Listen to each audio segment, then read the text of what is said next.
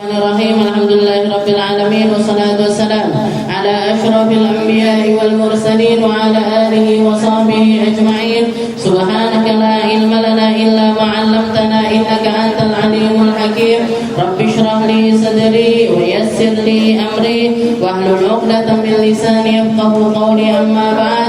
Alhamdulillah ala ni'matil Islam, alhamdulillah ala ni'matil iman wa kafa biha min ni'mah. Alhamdulillah, segala puji bagi Allah Subhanahu wa taala yang memberi kita nikmat Islam iman, memberi kita nikmat sehat sempat, memberi kita nikmat berbagai macam tambahan-tambahan di dalam kenikmatan tersebut, terutamanya adalah nikmat-nikmat rauhaniyah, nikmat-nikmat kita dijadikan hamba-hamba Allah Subhanahu wa taala yang memiliki kesempatan untuk beribadah, memiliki kesempatan untuk memuji, memiliki kesempatan untuk berdoa, memiliki kesempatan untuk mencari perkara-perkara yang insya Allah akan membawa keberuntungan bagi kita di dunia sampai di akhirat nanti, yang insya Allah akan menjadikan kita hamba-hamba yang selalu dan selalu diangkat derajatnya oleh Allah Subhanahu wa taala,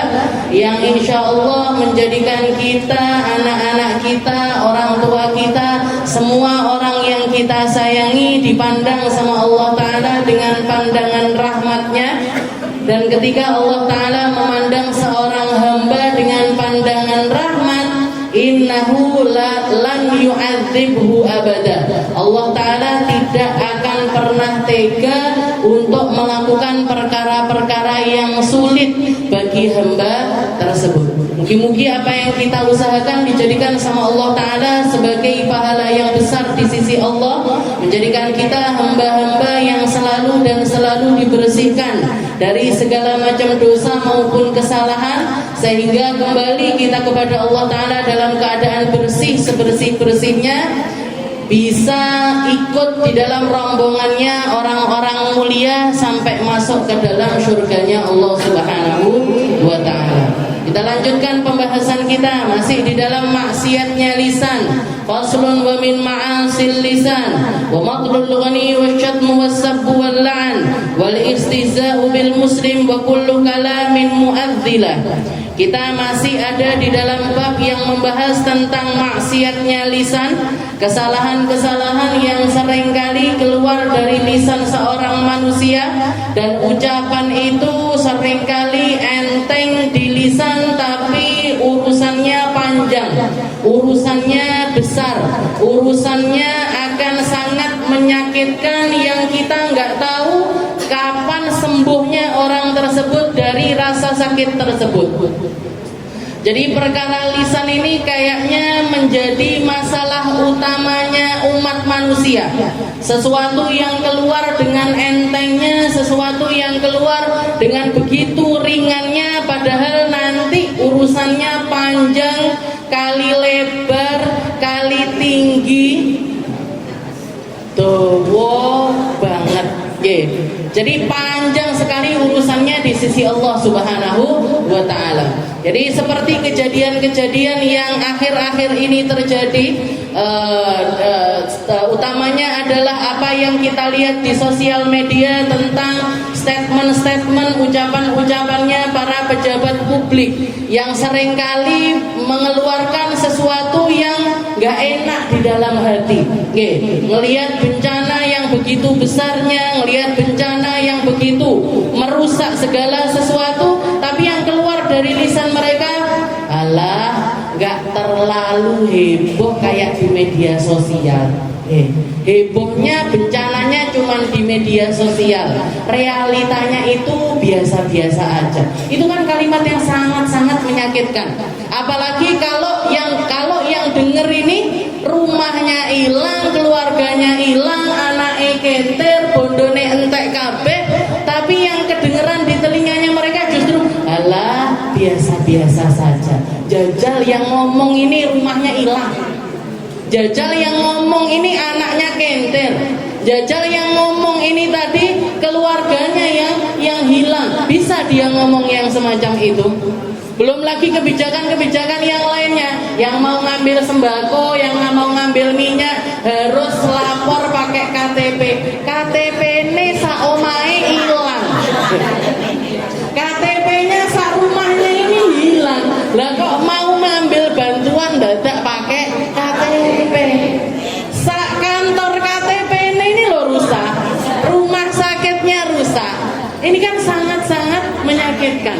Ini mesti tidak tahu ngaji Sulam Taufik.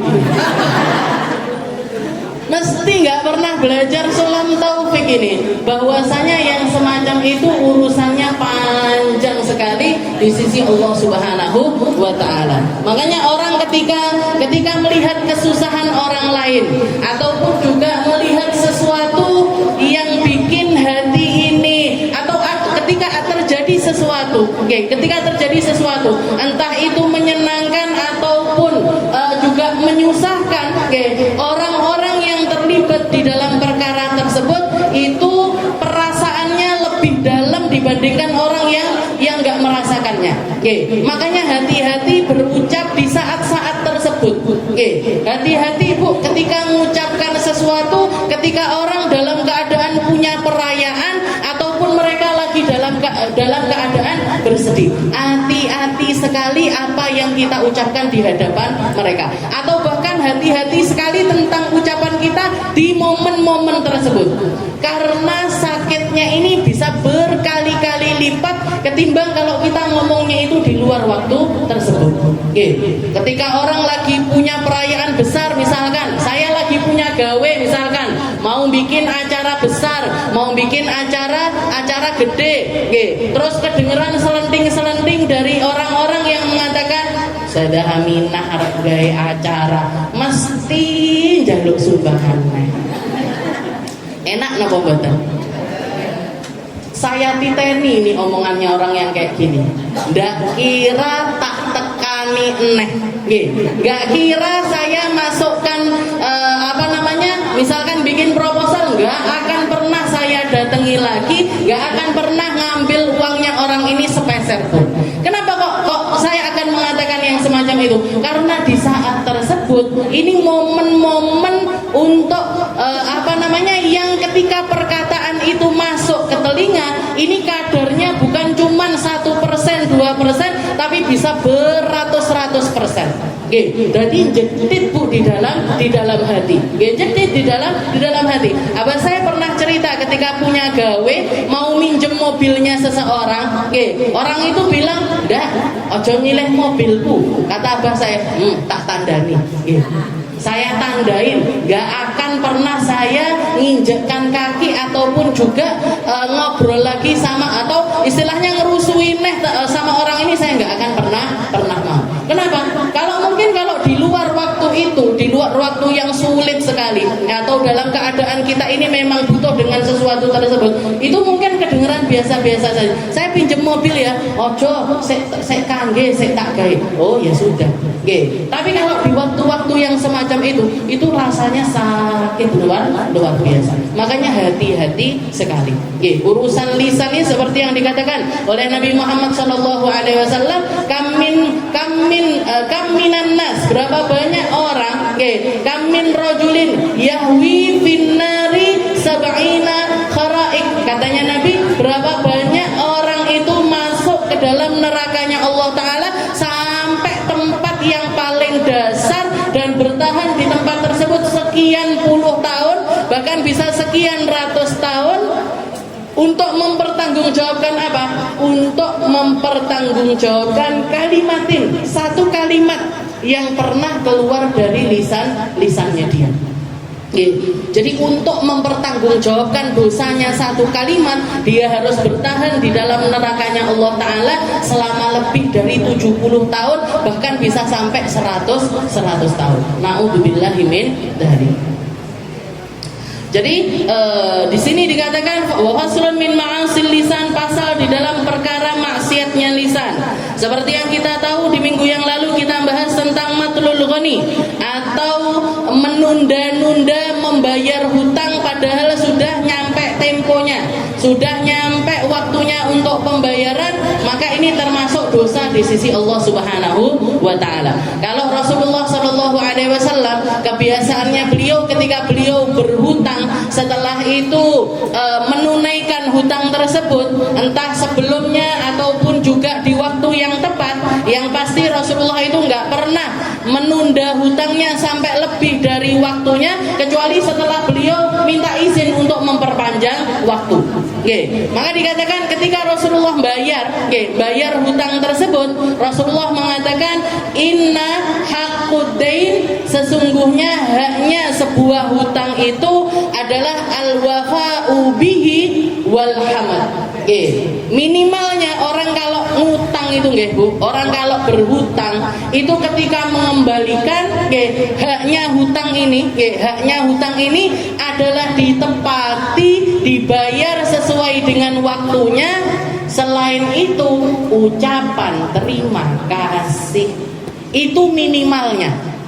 Minimalnya kalau kita berhutang kepada seseorang, kita membayarnya tepat waktu, setelah itu nyempatkan untuk mengatakan terima kasih ya sudah bantuin saya, terima kasih ya sudah nolong saya, terima kasih ya kemarin aku sudah dihutangi. Nah, minimal itu, minimal itu. Ojo terus bayar utang terus halah wong ora perlu ae lho kok yo dadak nagih-nagih. Ini ini enggak menunaikan haknya hutang ini kalau melakukan hal yang jadi minimal. Yang seringnya kalau beliau membayar utang, beliau mengucapkan terima kasih, nggowo hadiah buat orang yang ngutangi itu tadi. Kadang dibawain buah, kadang dibawain makanan, kadang nominal dari yang beliau utangi ini tadi ditambahi. Ditambahi. Nah, kalau kita ngasih di akhir semacam ini tanpa ada perjanjian di awal, itu enggak jadi riba, Bu. Bahkan itu sesuatu yang disenangi sama Nabi Muhammad Shallallahu alaihi wasallam. Tapi nambahi utang tanpa ada istilahnya tanpa ada persyaratan di awal. Kalau ada persyaratan di awal itu namanya riba. Uang tambahannya ini tadi hukumnya jadi bunga, dan bunga itu sesuatu yang diharamkan oleh Allah Subhanahu wa taala. Jadi kalau orang utang, saya utang 1 juta. Oh iya, nanti kembalikan 1.010.000. 1.010.000. Cuman nambah 10.000, tapi yang 10.000 ini tadi hukumnya jadi riba. Tapi kalau misalkan tanpa ada persyaratan, jenengan pas mau mengembalikan utang, karena memang uang 1 juta ini sangat berharga sekali untuk nolongin keadaannya jenengan merasa sangat berterima kasih sama orang tersebut, ngasih uang 1 juta, setelah itu bawain buah sak keranjang. Makasih yo dek ini aku mau tulungi. Terima kasih ya kemarin saya kamu bantu. Maka gimana hukum buah ini tadi? Riba napa mboten? Mboten. Ini namanya hadiah, dan itu kebiasaannya Nabi Muhammad Shallallahu alaihi wasallam. Beliau kalau misalkan ngasih hutangan, terima kasih, habis itu melebihkan apa yang beliau berikan kepada orang tersebut. Pernah Rasulullah ini ditagih sama orang dengan cara yang nggak benar, itu pernah. Ada satu orang Arabi, ada orang dari dusun, tahu-tahu datang ke Rasulullah Shallallahu alaihi wasallam, padahal itu adalah waktu yang belum istilahnya Rasulullah punya utang sama laki-laki tersebut, tapi belum waktunya pelunasan. Belum waktunya pelunasan, kurang beberapa hari atau kurang beberapa saat. Didatangi Rasulullah SAW sambil dia itu marah-marah, sambil marah-marah. Setelah itu mengatakan, ya Muhammad wafini daini, wahai Muhammad, ayo utangmu bayaran. Utangmu bayaran. Fa innakum min ali Abdul Muttalib, karena kalian ini Bani Abdul Muttalib terkenal min qaumin betul, termasuk orang yang sukanya itu ndawak-ndawakne utang. Wis pancen awakmu sak kaum, satu bani, satu suku itu sukanya itu mengakhir-akhirkan pembayaran hutang. Maka di saat itu ada Sayyidina Umar bin Khattab. Sayyidina Umar kalau dengar Rasulullah diperlakukan seperti itu, beliau mesti menjadi orang yang pertama kali marah. Maka beliau mengatakan, berdiri sambil mengatakan kepada Nabi Muhammad, ya Rasul, izinkan saya untuk menggal kepalanya orang munafik ini. Orang muslim tapi bisa suul adab sama jenengan. Orang muslim tapi bisa mengatakan hal yang semacam itu kepada jenengan. Izinkan saya untuk menggal kepalanya laki-laki munafik ini tadi. Maka Rasulullah SAW mengatakan kepada Sayyidina Umar, wahai Umar, gak kayak gini caranya wahai Umar. Kalau hariyun bika ya Umar, kalau kamu ada di posisi yang semacam ini wahai Umar, yang harusnya kamu lakukan antakmurani bihusnil ada wa antakmurahu bihusnil talab. Kamu harusnya nyuruh saya untuk bayar dengan cara yang baik, dan kamu harusnya nyuruh dia untuk nagih dengan cara yang baik. Jadi perkataannya Nabi nggak perlu pakai kekasaran yang semacam ini wahai Umar. Kahariyun bika, kalau kamu ada di posisi tengah-tengah semacam ini, maka harusnya yang kamu lakukan nyuruh saya untuk bayar dengan baik dan nyuruh dia untuk nagih dengan baik. Bayar dengan baik ini gimana? Maksudnya karpe Nabi gimana? Harusnya Sayyidina Umar itu ngomong sama Rasul, ya Rasul, jenengan beneran punya utang sama orang ini. Oh iya bener, ya ndang dibayar no ya Rasul. Kalau memang punya hutang. Nah, itu namanya nyuruh orang untuk bayar dengan baik, atau nyuruh orang ini untuk menagih dengan cara yang baik. Kamu memang kamu diutangi sama Rasulullah SAW. Kamu kan tahu sendiri Nabi Muhammad itu orang yang seperti apa, gak pernah ingkar janji, begini. Gak perlu kamu ngomong kasar untuk nagih Nabi Muhammad SAW. Ini adab yang diajarkan sama Nabi. Jadi untuk orang yang berhutang, termasuk resikonya utang itu ya diperlakukan nggak baik sama orang yang kita hutangi. Jadi ditagih dengan cara yang nggak baik, itu resikonya orang ngutang. Kalau nggak mau ditagih orang, kalau nggak mau diteror sama orang-orang, kalau nggak mau menjadi orang yang hidupnya ini penuh ketakutan karena punya hutang sana sini dan lain sebagainya, ya ndak usah ngutang. Kalau nggak pengen dikejar-kejar orang, untuk ditagih utangnya, ojo utang bu, karena resikonya orang utang itu ya seperti itu. Ketemu wonge eling utange, ketemu wonge eling utange, ketemu tonggone wonge eling utange, ketemu bapake wonge eling terus seperti itu. Makanya katanya Nabi, kenapa kok kalian itu harus menakut-nakuti hatimu setelah sebelumnya itu dikasih rasa aman sama Allah. Nah, apa yang bikin hati nggak tenang ini apa? Utang. Utang itu seenak apapun, seindah apapun, jenengan bisa menikmatinya seperti apapun, panggah ujung-ujungnya niku gak enak. Nggih napa mboten? Nggih. Belanja pakai Shopee Pay. Nggih. Bar ngono ndelok tagihane des 20 ya Shopee Pay Later. Nggih. Jadi ngambil dulu barang, belanja dulu, baru nanti bayarnya itu pakai kredit. Nggih. Bar ngono didelok ininya atau tagihannya 20 juta misalkan. Ngeluh napa mboten jenengan? Ngeluh Bu. Ngeluh. Jadi utang itu istilahnya jangan dinormalisasi. Jangan jangan menormalkan sesuatu yang aslinya tidak normal. Orang itu punya jilbab, normalnya gimana? Ya punya duit ke toko beli, habis itu dipakai. Tidak terus oh ini aku pengen jilbab ini tapi regone 1 juta, wis ben sasi 100.000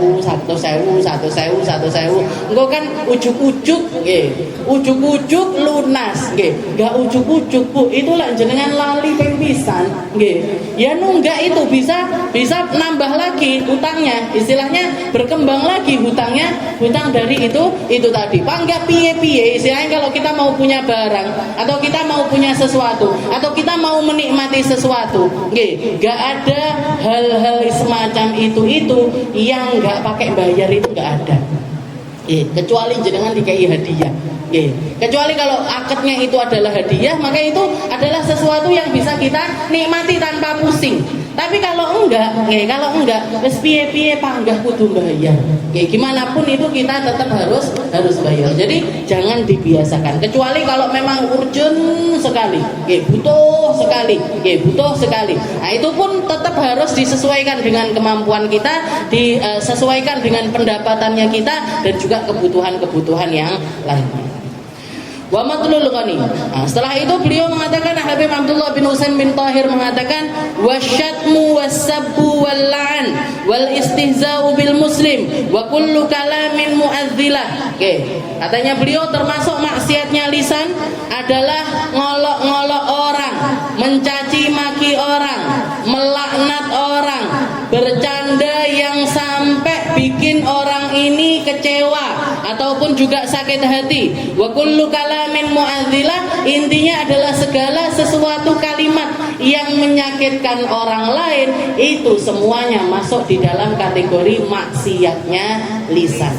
Mau itu panjang lebar ataupun singkat padat, semuanya adalah maksiatnya lisan.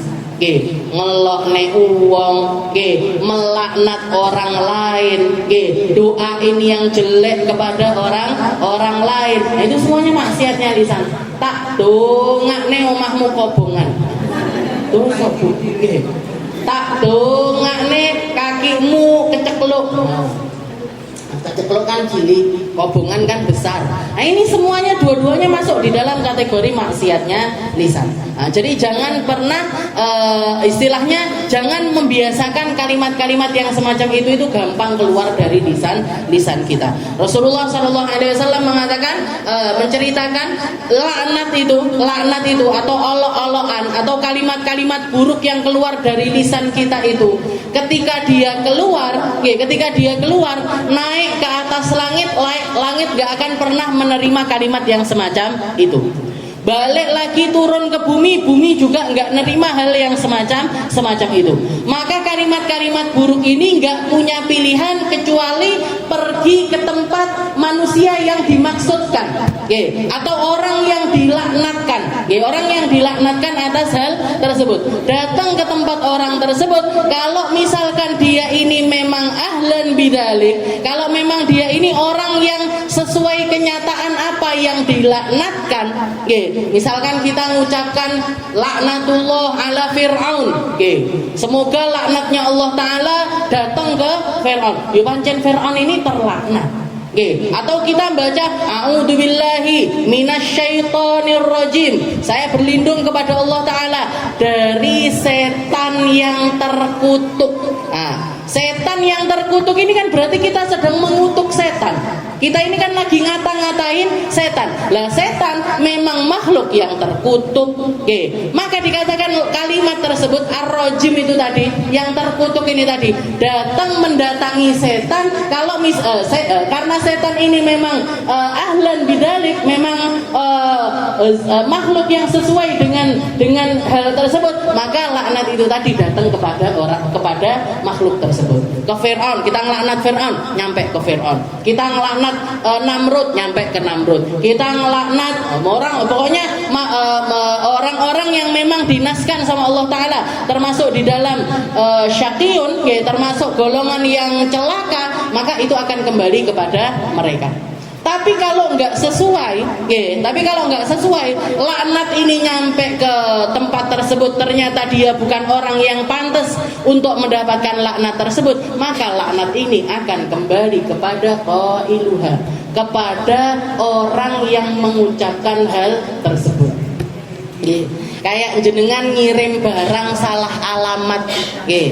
Jenengan ngirim barang salah alamat, diretur kan, dikembalikan kan, dikembalikannya kemana? Ya ke kita, ke pengirim, nggih. Karena kenapa? Karena yang dikirim ini alamatnya salah. Kita nuliskan alamatnya ini salah, ataupun memang ini bukan pesanannya mereka, maka kembali ke kita. Begitu juga dengan laknat. Oke, begitu juga dengan laknat doa. Sebenarnya seperti itu. Oke, doa itu kita doain orang kok salah. Oke, kita doain orang-orang kafir kita doain. Oke, kita doakan misalkan orang-orang yang meninggal di Sumatera, ya Allah, semoga Allah Taala mengampuni orang-orang yang tenggelam, mengampuni mereka-mereka yang kena musibah, menjadikan mereka orang-orang yang mati dalam keadaan syahid, menjadikan mereka orang-orang yang engkau rahmati, dan kita doa untuk mereka.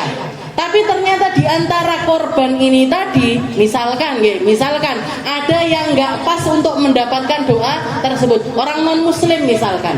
Orang yang nggak percaya sama Allah Ta'ala, maka doa ini tadi karena nggak sesuai kepada orangnya, nggak nyampe kepada orangnya, bisa nyampe kepada orangnya, doa itu akan kembali ke kita yang dapat ampunan dari Allah, kita yang dapat rahmat dari Allah, kalau pas maka nyampe ke orangnya, dan kita pun tetap dapat pahala dari doa tersebut. Tapi lek ndak pas tungone balik. Makanya ketika orang doa dengan doa yang nggak baik, kok orangnya ini nggak pas untuk mendapatkan doa tersebut, tungone yo balik, muga-muga mahmu kobong. Orangnya nggak pantas untuk mendapatkan doa yang semacam itu, balik omahe dhewe sing kobong. Makanya seringkali hal yang semacam itu kembali kepada orangnya. Kenapa? Karena sifatnya doa, sifatnya laknat, sifatnya cemoohan, itu semacam itu. Langit tidak nerima perkataan buruk, bumi juga nggak terima perkataan yang buruk. Maka satu-satunya jalan adalah pergi ke tempat yang dimaksudkan. Ketika ini nggak sesuai dengan orang yang dituju, maka akan kembali kepada orang tersebut. Makanya dimasukkan ke dalam kategori maksiatnya lisan, asyatmu wasabbu wal la'an. Jadi apalagi laknat, kalimat yang sudah istilahnya kasar sekali atau besar sekali urusannya di sisi Allah Ta'ala, sampai para ulama mengatakan la'nul muslim ka qatli. Orang ketika melaknat orang muslim, itu sama saja kayak bunuh orang itu. Dosanya semacam pembunuhan, dosanya semacam fitnah, dosanya semacam kita itu membunuh orang tersebut. Sababul muslim fusuq wa qitaluhu kufur. Katanya Nabi Muhammad SAW, ngolok-ngolok orang muslim itu adalah sebuah kefasikan, dan pembunuhan, bunuh orang tersebut hukumnya adalah kafir. Padahal orang ketika dia itu melaknat orang muslim, itu hukumnya sama kayak bunuh orang tersebut. Berarti apa? Yang melakukannya masuk di dalam kategori orang yang kufur, masuk dalam kategori orang yang kafir. Naudzubillahi min dzalik.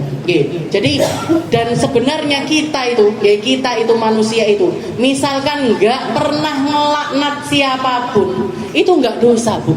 Tidak perlu jenengan wiritan laknatullah ala Fir'aun, laknatullah ala Namrud, laknatullah la. Tidak perlu. Atau wiritan yang jenengan a'udzubillahi minasyaitonir rajim, atau asyaitonir rajim. Nyapa nyeluk setan. Sebenarnya kalau misalkan kita nggak ngelaknat siapapun makhluknya Allah Ta'ala, itu nggak apa-apa,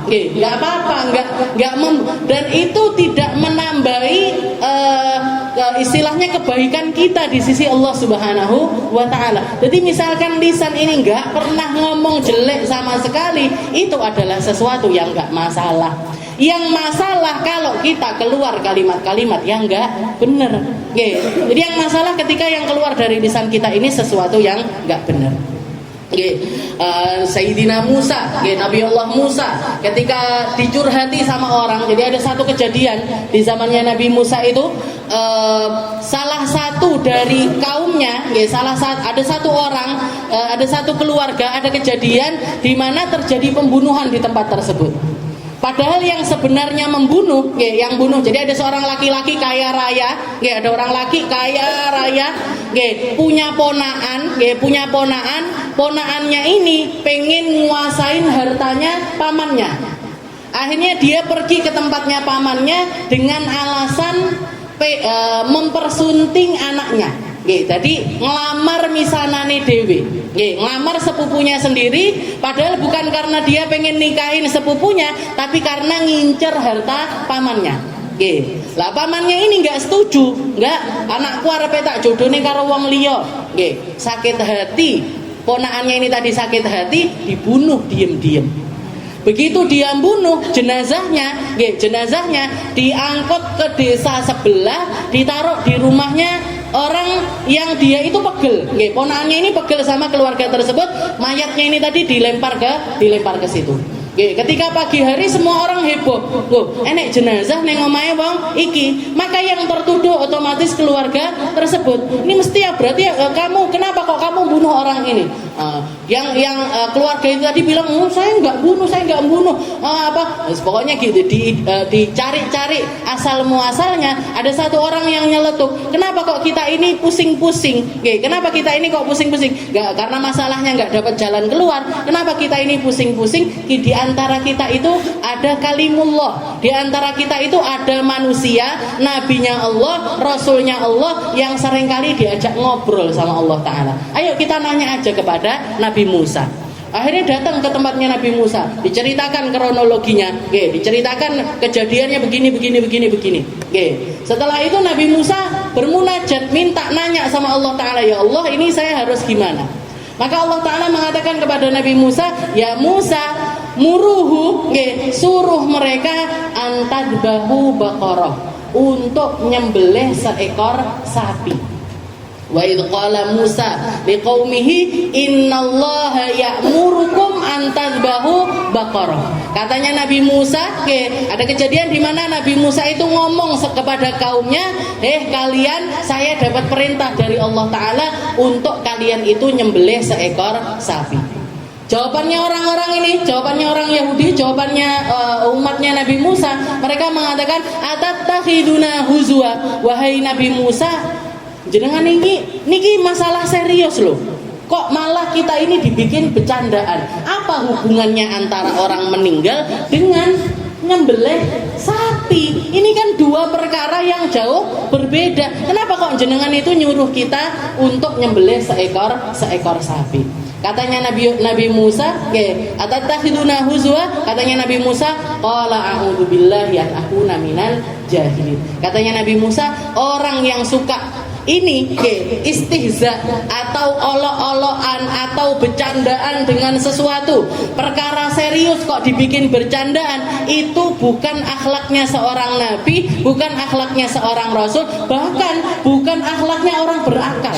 Jadi ketika momen seperti itu bukan tempatnya bercanda, dan saya itu bukan orang yang semacam itu. Katanya, a'udzubillahi akuna minal jahilin. Saya berlindung dari Allah Ta'ala dari kelakuannya orang-orang bodoh.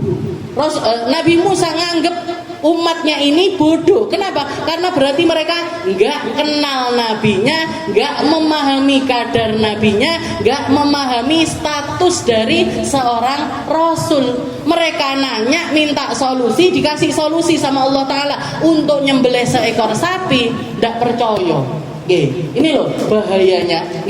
Bahayanya manusia kalau nggak kenal nabinya, nggak kenal rasulnya, nggak kenal sama perintah-perintahnya, nggak kenal sama syariatnya, mereka kesasar kemana-mana, jadi orang jahil, jadi orang bodoh, nggak ngerasa kalau sedang dibodoh-bodohin sama zaman.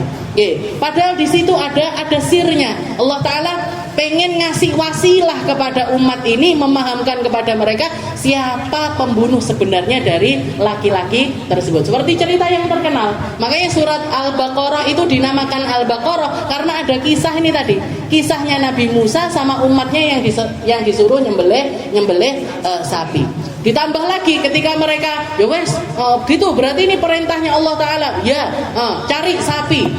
Mereka sih nanya macam-macam, sapine sing piye, warnane apa, modele piye. Ya sudah, karena pertanyaan-pertanyaan mereka Allah Ta'ala, karena sulitnya mereka di dalam mentaati perintahnya Allah Ta'ala pun mempersulit jalan mereka untuk mendapatkan kejelasan. Kudu sapi sing bukan yang pernah nikah ataupun tapi nggak muda sekali, yang sofra faqiul launuha tasurrun nadirin. Cari sapi yang warnanya kuning meles. Jalan-jalan kon golek sapi kuning meles, nggak boleh ada jelirit-jelirit sama sekali, nggak boleh ada bentong-bentong di mana-mana, nggak boleh. Dan sapi ini latas kil harats, nggak pernah dilatih untuk membajak sawah, nggak pernah dilatih untuk mengairi sawah. Jadi syaratnya macam-macam. Dan pada akhirnya mereka nemu sapi tersebut, disembelih sapinya, diambil bagian dari sapi tersebut, disentuhkan kepada orang yang meninggal ini tadi, langsung bangun saat itu juga. Jadi disentuhkan dagingnya sapi ini tadi, ada yang bilang bagian buntutnya, ada yang bilang bagian yang lainnya, disentuhkan kepada jenazah itu tadi, dia langsung bangun. Ditanya sama orang-orang, siapa yang bunuh kamu? Katanya dia, yang bunuh aku ponakanku dewi. Baru ngono mati nek, Bu. Bukan terus panjang umur, mantu anaknya enggak. Jadi setelah ngomong kejelasannya selesai, mati lagi. Jadi ini poinnya ini tadi. Katanya Nabi Musa, beliau mengatakan ketika kaumnya mengatakan atattakhiduna huzwa, apa kamu sedang bercanda sama kami wahai Nabi Musa? Katanya Nabi Musa, qala a'udzubillahi akuna minal jahilin. Yang semacam ini enggak serius di saat orang serius, enggak tenanan ketika orang tenanan, enggak ngambil sesuatu sesuai dengan keadaannya, itu akhlaknya orang jahil, itu akhlaknya orang yang nggak ngerti, akhlaknya orang bodoh. Jadi jenengan misalkan saya ini tapi suka bercanda Ustazah, bercanda silahkan, tapi harus tahu situasi, harus tahu kondisi, kapan saatnya kita boleh bercanda, kapan saatnya kita nggak boleh bercanda. Jadi Nabi Musa mengatakan yang semacam itu. Wal'an wal istiza bil muslim wa kullu kalamin mu'dila. Jadi segala sesuatu yang enggak baik itu jangan sampai keluar dari lisan kita. Ngolok-ngolok orang, merendahkan orang, ta'yir atau yang kita kenal dengan nama ta'yir. Sayyidina Ali bin Abi Thalib mengatakan, lau ayyartu hubla, lau ayyartu hubla la khasyitu an akuna hubla. Katanya Sayyidina Ali, saya itu bahkan nggak berani ngolok-ngolok seorang perempuan hamil karena takut Allah Ta'ala menjadikan saya hamil. Sayyidina Ali kan laki-laki. Saya itu nggak berani ngolok-ngolok orang yang lagi hamil karena saya takut dari fahamnya beliau dengan kalimat-kalimatnya Nabi Muhammad SAW, takutnya nanti saya diuji sama Allah Ta'ala dengan kehamilan. Apa bisa laki-laki hamil? Kalau Allah Ta'ala mau, nggak bisa. Kalau Allah Ta'ala mau, tetap bisa. Allah Ta'ala menciptakan manusia tanpa perantara apapun. Ada Nabi Allah Musa, ada Nabi Allah Adam. Allah Ta'ala menciptakan perempuan dari laki-laki. Ada. Siapa? Nah, Siti Hawa diciptakan dari tulang rusuknya Nabi Allah Adam. Tapi yang tercipta dari tulang rusuk ya mek Siti Hawa, Bu. Jenengan ini bukan dari tulang rusuk. Jadi kalau yang belum nikah ini jangan sampai saya sedang mencari tulang rusuk saya. Yang diciptakan Allah Ta'ala dari tulang rusuk ini cuma Siti Hawa aja. Berarti apa? Berarti kan Siti Hawa ini lahir atau diciptakan sama Allah Ta'ala, perantaranya bukan perempuan, tapi perantaranya laki-laki, tanpa kehamilan, tanpa apapun, diciptakan sama Allah Ta'ala. Allah Ta'ala juga pernah menciptakan seseorang dari perempuan tanpa laki-laki. Siapa? Sayyidina Isa.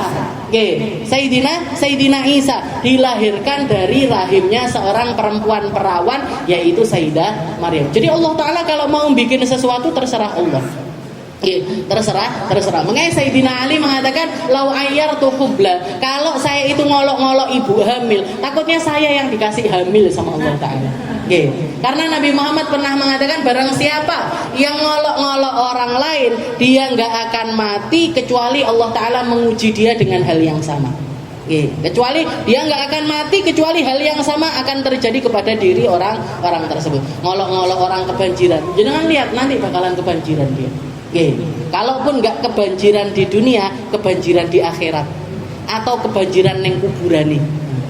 Na'udzubillahi min dzalik. Wa kalamun mu'dila wal kadhib 'ala Allah. Jadi Rasulullah SAW itu bahkan nggak terima yang meskipun yang diolok-olok ini adalah seseorang yang berhak untuk mendapatkan olok-olok tersebut, Rasulullah nggak terima, Bu. Pernah terjadi di zaman salaf, di zaman as-salafun as-sholihin itu pernah terjadi. Ada seorang laki-laki yang dia itu dari gregetannya dia sama pamannya Nabi, yaitu Abu Lahab. Abu Lahab itu kan diceritakan ganteng, punya istri cantik, ekonominya bagus, dan bahkan sebelum Rasulullah diangkat jadi Nabi ini, dua putrinya Nabi ini jadi mantunya Abu Lahab. Sayyidah Ruqayyah sama Sayyidah Ummu Kulthum itu sebelum dinikahi sama Sayyidina Utsman bin Affan itu pernah sempat jadi mantunya Abu Lahab, nikah dengan dua anak laki-lakinya Abu Lahab.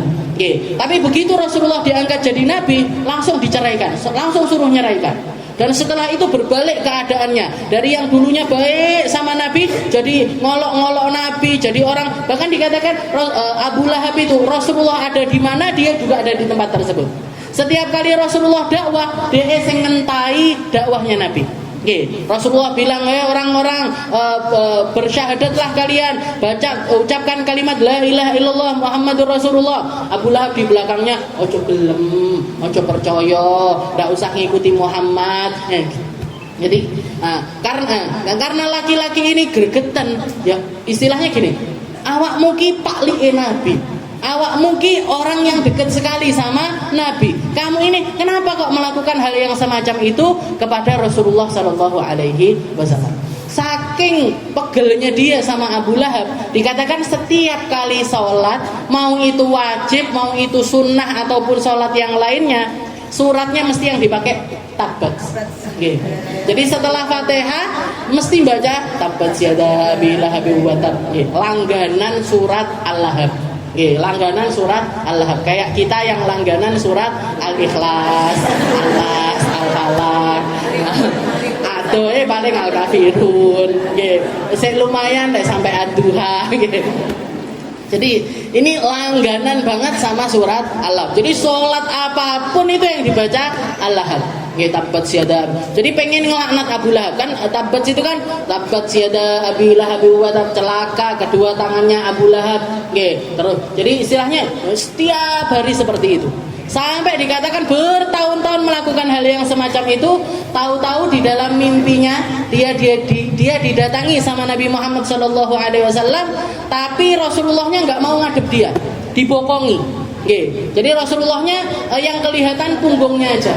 Katanya orang ini tadi, ya Rasul, kenapa jenengan datang ke mimpi saya tapi kok nggak mau ngelihat wajah saya? Kenapa ya Rasul? Kok nggak mau ngadep ke saya? Kenapa ya Rasul? Katanya Rasulullah SAW, di dalam Al-Quran itu apa nggak ada surat lain selain Al-Lahab? Kamu itu apa ndak apal surat lain liane Al-Lahab? Di Al-Quran itu apa nggak ada surat lain selain Al-Lahab? Katanya Nabi, biar bagaimanapun keadaan pamanku, dia pernah bergembira atas kelahiranku dan dia tetap adalah pamanku sampai kapanpun juga.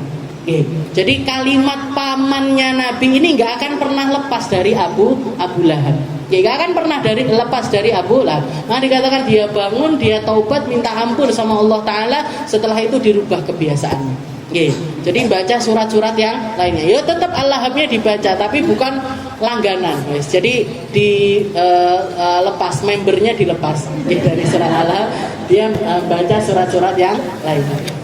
Jadi seperti itu Rasulullah negor orang yang melakukan hal yang karena nggak terima Rasul. Dan ini tadi seseorang itu ketika dia itu mengekspresikan rasa sukanya, entah itu dengan lisannya ataupun juga dengan gesturnya atau dengan bahasa tubuhnya, kalau itu ke konteks yang nggak baik, tetap nggak baik, tetap menjadi sesuatu yang tidak baik. Makanya di dalam Maulid Dia Ulame, Habib Umar bin Hafid ngutip ini, ceritanya Abu Lahab itu dikutip sama beliau. Katanya beliau, qad basyarat Thuwaibatun sayyidaha Aba Lahabin a'taqaha wa farhana. Katanya Nabi, Abu Lahab itu bagaimanapun dia pernah melakukan sesuatu untuk Nabi. Ketika dapat kabar dari kelahirannya Rasul, dapat kabar, yang ngasih kabar ini adalah Thuwaibah al-Aslami, budak perempuannya Abu Lahab.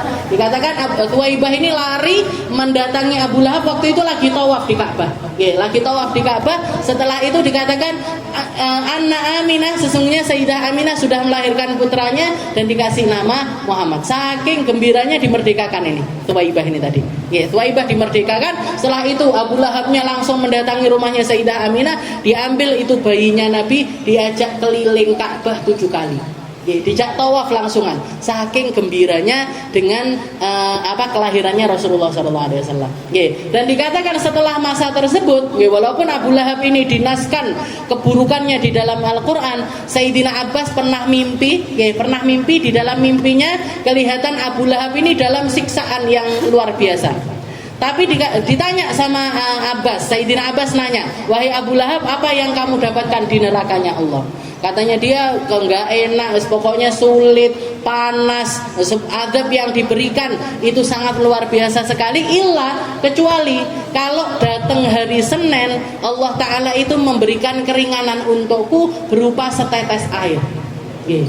Di saat semua penduduk neraka itu nggak dapat minum, sehaus apapun mereka yang datang itu, kalau nggak timah panas muntahnya pezina ataupun yang lainnya.